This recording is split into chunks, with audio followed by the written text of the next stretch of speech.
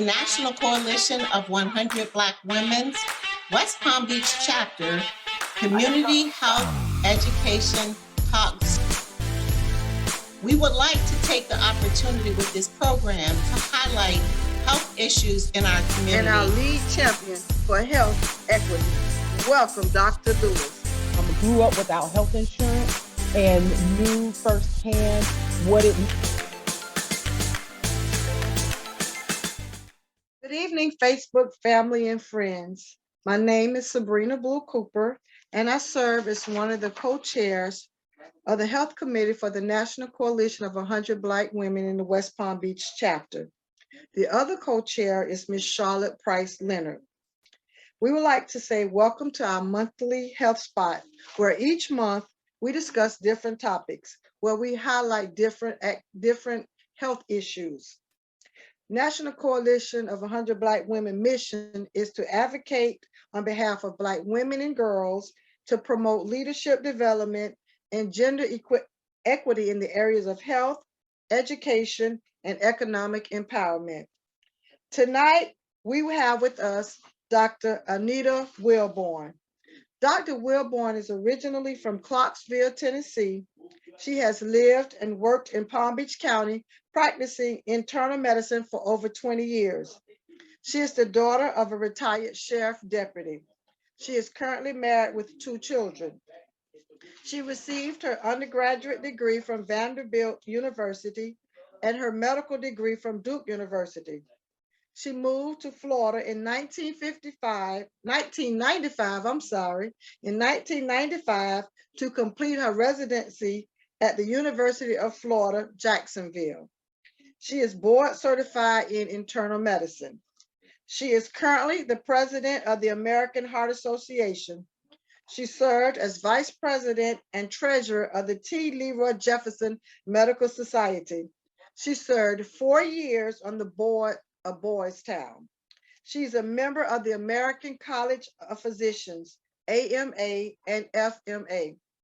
She received the 2019 Best of Palm Beach County Finest First Place Award for Family Physician. Welcome, Dr. Wilborn. Thank you very much. And thank you for having me here. It is a pleasure to be with you guys this evening. I'm looking forward to this talk about heart disease and how it affects Black women. Thank you for joining us tonight. So we're just going to dive right into our questions, and we're going to start asking a couple of questions about it. And our first question tonight is, Dr. Wilborn, can you tell us what are the types of heart diseases? So when you talk about heart disease, you're basically talking about any kind of condition that causes your heart to not work properly or to be possibly be under strain. So you have heart disease that is caused by clogged arteries, in other words, coronary artery disease. That can lead to heart disease causing heart failure, where your heart could be enlarged and it's just not working properly and you're not able to maintain the functions of day-to-day living. And you may notice that you have increased swelling, shortness of breath, just difficulty getting around throughout the day. You also have heart disease that is caused by valvular problems, such as a mitral valve that doesn't close properly. And this could lead to leaking of blood in areas of your heart that it shouldn't, which eventually can lead to heart failure and difficulty with you being able to function. There's also rhythm problems, such as atrial fibrillation, which is one of the most common, which causes your heart to beat in an irregular fashion. There are multiple different causes of this.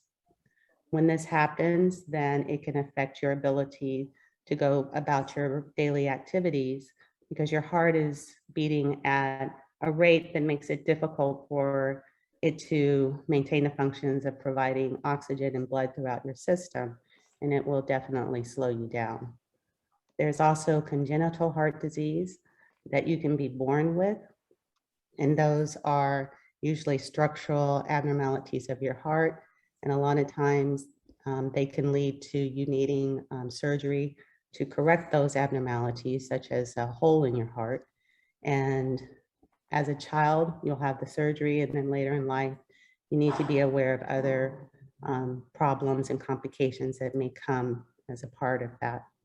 So those are the main types of heart disease. Okay, can you tell us some risk factors for heart diseases and strokes? So the risk factors for heart disease and stroke include high blood pressure, high cholesterol, diabetes, obesity, smoking, sedentary lifestyle, and genetics. Okay, so tell us why heart disease is so common among our African-American women. So heart disease in African-American women is common due to a lot of different factors.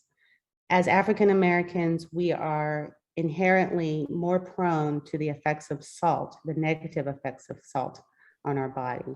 So that means that as we eat salt in our daily lives, it's contributing to the development of high blood pressure, which can lead to heart disease. So we already start out with a disadvantage.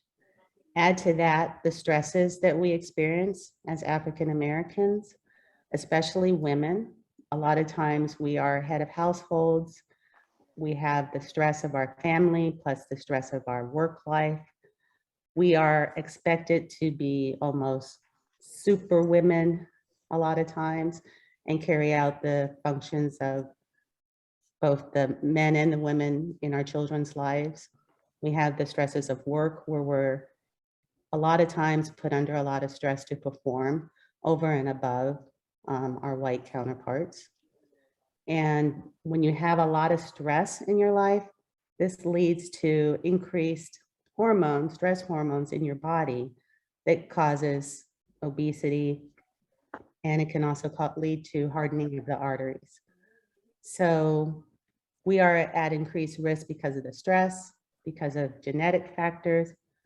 Also, research has shown that unfortunately, Black women are less likely to be physically active than almost any other group. So our inactivity leads to poor lifestyle and obesity, which are also puts us at increased risk.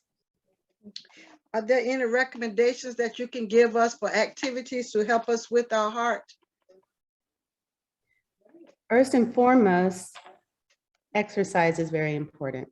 It does not have to be strenuous exercise. It can be walking every day, swimming, bicycling, dancing, any kind of exercise that helps get your heart rate going and get your blood flowing throughout your body.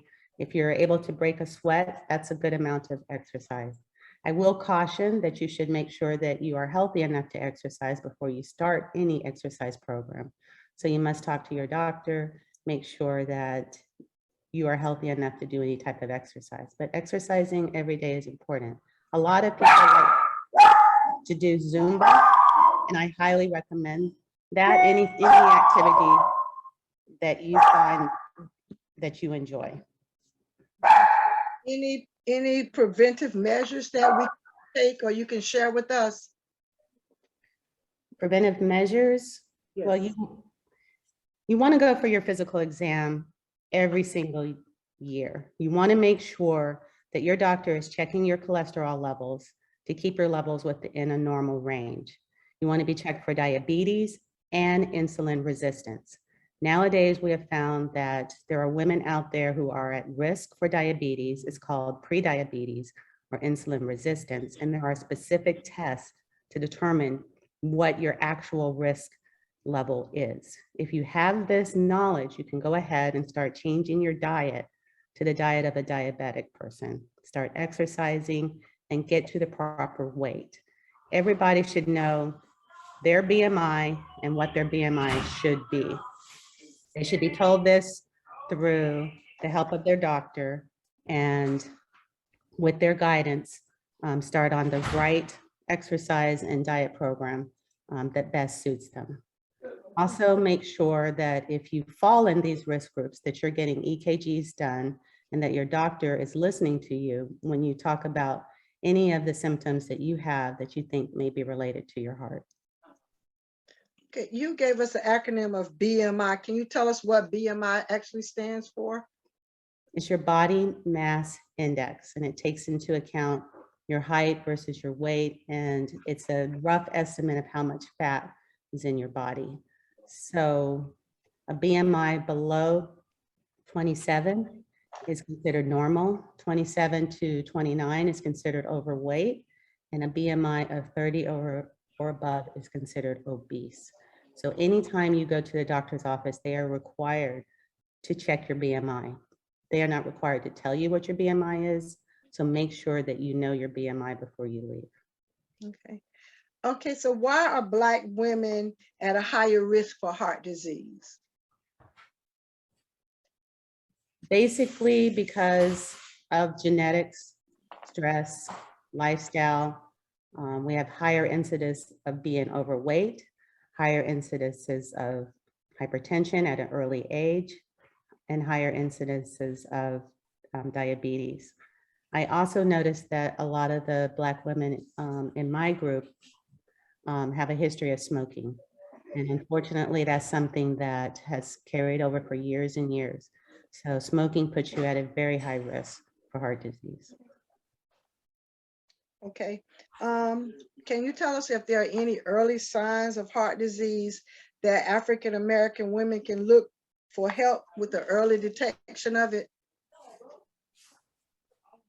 So usually in women, we may not present with the typical symptoms of heart disease, which are chest pressure, pain radiating down your left arm, and pain into your jaw. We may present with just being fatigued, just too tired to do your usual activities. If you notice that it takes you longer to make your bed or vacuum the house or walk down the street than it used to, that's something that you need to let your doctor know, because that's important. That could be a sign of early heart disease. There's also, if you think you have indigestion, it can also be a sign of heart disease. It's not always heartburn, so you need to have that checked out. I had a patient once who had a heart attack, but her only symptom was that she woke up in the morning and started throwing up.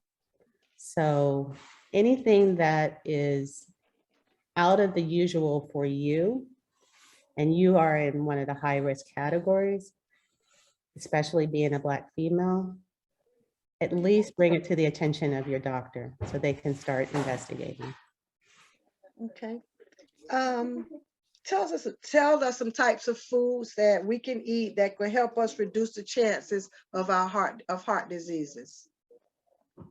So with the American Heart Association, they have developed labels that they place on a lot of different foods in grocery stores. So one of the first things you can do is look for that label, especially if you're buying processed foods or frozen foods, canned foods. They will have a label on it saying the American Heart Association, and that is an approved food for healthy heart. So as far as categories, you want to make sure that you eat plenty of vegetables, especially green leafy vegetables like spinach and kale. You want to eat fish. Salmon and tuna are good fish for your heart. Nuts have been proven to be good, especially almonds and walnuts. Walnuts can actually help to reduce the plaque in your arteries that is already there.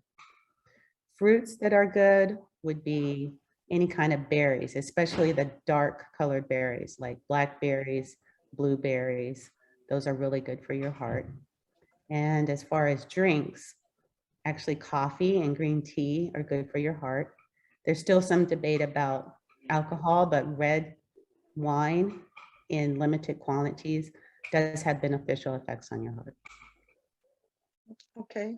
Do you have any recommendations for women at risk to get or receive care? What are your recommendations?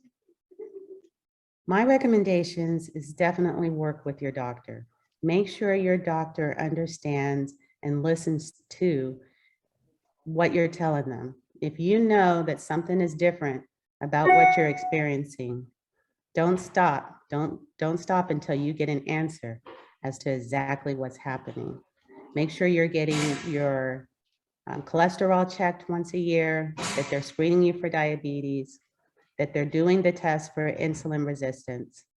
If you're at high risk, meaning if you have diabetes, hypertension, and high cholesterol, ask them to perform a coronary calcium score.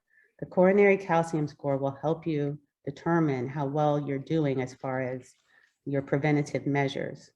So if you have a high coronary calcium score, then you'll want to improve a lot of the things that you're doing, such as maybe taking a statin medication to help lower your cholesterol. Statin medicines are very effective at not only lowering your cholesterol, but stabilizing the plaque that has already built up on your arteries. Diet alone will only lower your cholesterol about 20%. So sometimes you do need the assistance of medications. Make sure that you take your medicines properly and that you do not miss any dose. You don't cure any of the risk factors, we manage them. So if you're taking diabetes medicine and your diabetes is under control, it doesn't mean that the medicine cured your diabetes. It means the medicine is managing the diabetes. So you never want to stop your medicine because then your diabetes will get out of control again. I'm saying this because I do experience this in my practice where patients say, my pressure has been good, so I decided to stop my high blood pressure medicine. And nothing can be further from the truth than that. Whenever you're on blood pressure medicine, you must take it exactly as it's prescribed. If you go on and off of blood pressure medicine long enough, you're causing more harm than if you had never started it to begin with. It is important to take your medicine and to realize that you will be on this medicine for indefinitely, more than likely. But it is there, it was prescribed to help save your life and help you to have a healthy life. Okay, you mentioned some things about screenings. Can you talk to us a little bit about the different screenings that as a woman we should go in to make sure we're getting done? Well, when you go in, you're gonna get your weight checked, and that will lead to your BMI. So you'll know whether or not you're overweight or obese. You do not want to be in the obese level. That puts a lot of strain on your heart, on your joints, and on your general health. So if you're obese, you definitely want to try to lose weight. Then you'll get your blood pressure checked. You want to make sure your blood pressure is in a normal range. Normal range for blood pressure is 120/70. That's what you should be striving for, and you should keep it that way.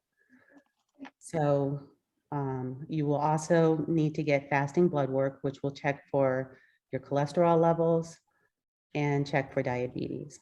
So if you have a family history of diabetes, you do want to ask for the insulin resistance test, which will tell you more than just a fasting blood sugar. It will actually give you an idea of what your risk factor is and your likelihood of developing diabetes. Once you have this knowledge, then you can start working on preventive measures to make sure that hopefully someday you won't develop diabetes. And if you do, you'll be able to control it with medications. Okay. Is there anything you would like for us to know about heart diseases in our closing? I just want you to keep in mind that heart disease is the #1 killer of Americans. African-American females have a high incidence of heart disease, and a lot of times we're not taken seriously by our doctors. I just want to give one example. I had a patient a few years ago who was an African-American female who ended up having a heart attack with 90% blockage of one of her arteries, which is a significant amount. What I found out is that she did have a cardiologist. And as I was reviewing the notes from the cardiologist, I was trying to figure out why he didn't realize how bad her heart disease was before she had a heart attack. So in his notes, he had mentioned that she came in experiencing extreme fatigue and shortness of breath. She said that this was unusual for her. She's now unable to walk a few blocks without getting short of breath and having to stop. And that this was new. So he ordered a stress test and he ordered some labs. The stress test came back fine and the labs came back fine. He diagnosed her with heart failure, but said he did not know why she had heart failure and put her on medication. So in reviewing that, I realized that he must not have really taken her symptoms seriously enough to go further in his evaluation to find out exactly what was happening. What would have helped her would have been to have a cardiac catheterization to find out if she truly had clogged arteries.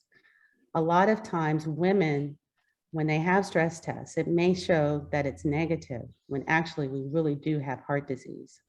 So you have to be your own best advocate.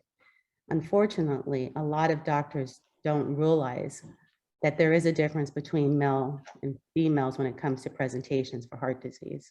So if you know that you're not feeling well and what you're experiencing is new to you, keep asking, if they tell you that you have a diagnosis, ask why. You don't just develop heart disease without a reason. So her heart disease came from clogged arteries. And if a cardiac cath had been performed, she might have been able to have a stent or angioplasty or some sort of procedure that would have opened up that artery that was clogged and prevented her from having a heart attack. And what's important is once you have a heart attack, a part of your heart dies. And you may or may not ever recuperate that tissue from your heart, which means later in life, your heart gets weaker and weaker. And it does affect your quality of life.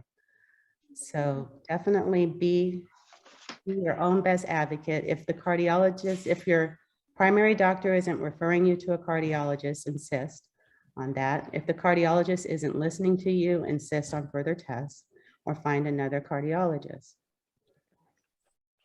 Okay, in closing, we just want to thank you so much for taking the time out to share with us today some facts about the heart disease and the stroke. So you do encourage everyone to please pay attention to your body and also always talk with your physician. If you feel that something is wrong, talk to your physician. And can you tell us once again, what can we can do exercise and food, what foods we can eat? You can eat salmon, oatmeal, kale, spinach, blueberries, strawberries, drink coffee, green tea, eat walnuts or almonds, and I think that's pretty much it. I don't know if I mentioned oatmeal, but oatmeal is good, or Cheerios. So whatever you eat is important, but I've exercised my whole life, and I will tell you that exercise is one of the most important things you can do. So it will make you feel better. It will give you more energy. It will help keep the blood flowing through your heart. Don't just think that you should go through life without exercising. There is something out there that you will enjoy doing. You just need to find that activity and do it. Okay. Again, thank you, Dr. Wilborn, and also a thank you to Cherie Holston, who is the Vice President of Health Strategies for the American Heart Association. We thank you for taking the time out to come on to share with us tonight on our live Facebook on our Health Spot. Again, thank you, thank you, thank you, and good night. Thank you. Thank you for having me. Okay, good night. Good night.